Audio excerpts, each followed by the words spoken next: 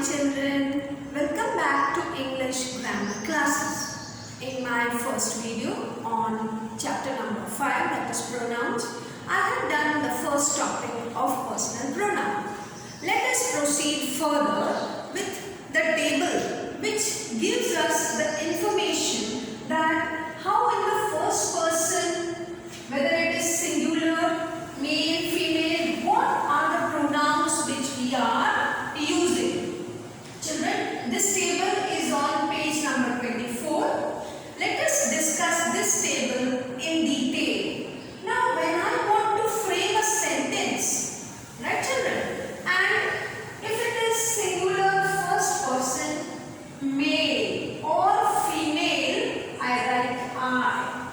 Right children, in the subject place and in the object place it will be me. I am going to the market and Neela is coming with me. Right children? So it is the first person. It is male, female. Both in the subject place it will be used I and in the object place it will be me. In the singular second person, whether it is male or female, we use in the subject place you, and in object place also we are using you. Right children? When I say you stand up, so it is the second person. Right children? In the object place. Right children?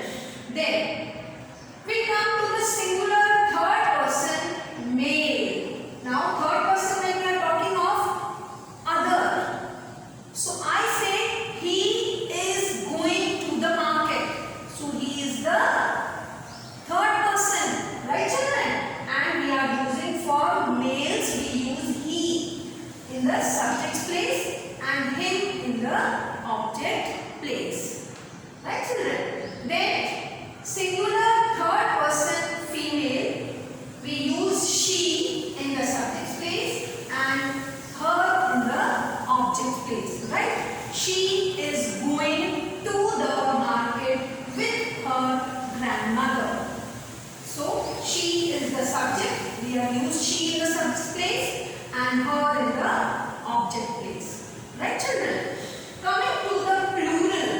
When we are framing the plural, in the first person, whether it is male or female, we use we. We is used as we all. Right children? We will go to the market. So it is used in the plural in the subject place. Right? And in object place, what we use? Us. Give the camera to all of us. So all of us, that means we all. Again, it is used in the object place. Right children? Plural second person, whether it is male or female, we use you in the subject place and you in the object place same. So both in the subject and the object place we use you. Right children? Plural third person, male, female, whether it is neuter gender, female or male, we use they in the subject place and then in the object place. Right children? I will be giving you the sentences as example and it will be clear for you. Right children? Then for a single person, sometimes we don't know whether we use he or she, especially if we are speaking of a person in general. We can use if a student needs help, he or she could see the coordinator. Right children? Now here it is singular. Singular second person. We often use it to introduce something or talk about the weather, temperature, time and distance. When all we are using this it is used also for time, weather, temperature, distance also. Right children? It is 5:30. Right children? So it is showing time. Right? The weather is pleasant today. It is not unpleasant. So again we are using it for the weather. Understood children? It is going to rain today. It is important to behave correctly. Right children? So it is important to behave correctly. Again we are pinpointing neuter gender, that is it. What we use in the neuter gender? It. Right, children? So, we continue with the next topic of the reflexive and the emphatic pronouns. Right, children? What are reflexive and emphatic pronouns? Reflexive pronouns are those pronouns where they are act. Reflexive pronouns act as objects and not as subjects. Right, children? He, himself did the work. Himself, themselves, ourselves, they are all reflexive pronouns. Understood? And usually show that the person who does the action of the verb is the same person who receives the action. So reflexive are so called where the person who is doing the action is the same and the person who is receiving the action is also the same. He himself started the van. He himself did the work. I myself will go to the market. Right, children? So we are the doer and we are the receiver of the action and we have used the reflexive pronoun.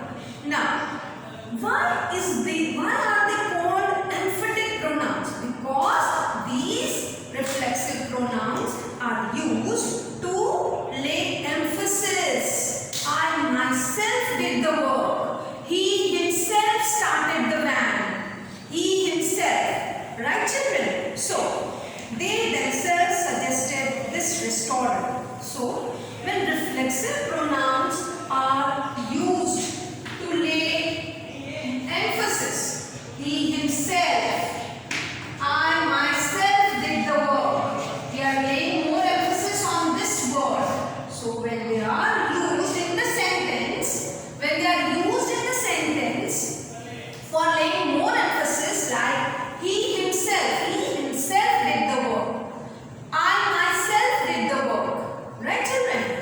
At that time, when used in the sentence for laying more emphasis, they are called emphatic pronouns. Right, children?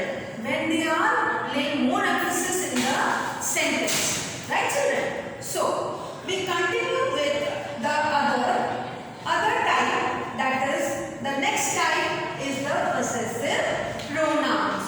Turn your page to 26 and let us continue with the possessive pronouns.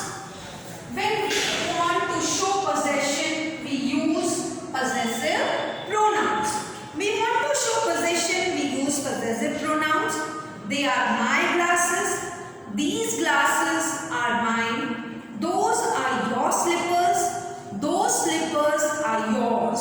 So all these words, all these pronouns such as my, mine, your, yours, they all show possession. Right, children? We see that the possessive pronouns have two forms, each my, mine. My, then mine, then your and yours. Okay. Right, children? So, their forms my, your, our, etc. are called possessive adjectives. So, when they are used like this, they are called possessive adjectives, depending upon how they are used in the sentences. Possessive adjectives are used before nouns and do the work of an adjective. Possessive pronouns, they are doing the work of nouns and they do the work of an adjective also. Right, children? Remember, never use the apostrophe in possessive pronouns. Right, children? Coming to the next point, that is relative pronouns. A relative pronoun relates a cause to a noun used earlier. The clause is a subordinate clause and is usually introduced by the relative pronoun. I like rasgulla. Rasgulla is a popular sweet. Which is a popular sweet. So I know when I am joining these two sentences, I have used the word which. Which is a relative pronoun. Understood, children? So with the